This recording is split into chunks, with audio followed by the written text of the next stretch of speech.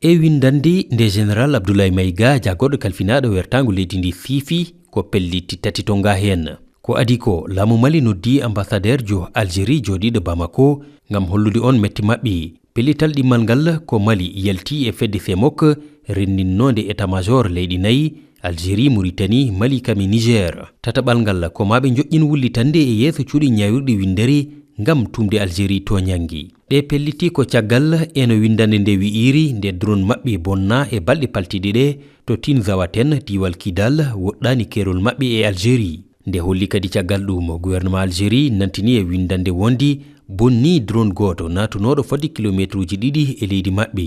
Gouvernement Mali o holli wondi loskoji baɗaɗi hen ɗi gandaniɓe ko alda e sikki ko Algérie waɗi ndeɗo bonande e dow teydi. Ete noon ɓe mbaɗi ɓataki fewde e gouvernement Algérie ngam heɓde famamuyo e sababu majjum kono balɗe tati ɓe keɓani hen jaabuwol.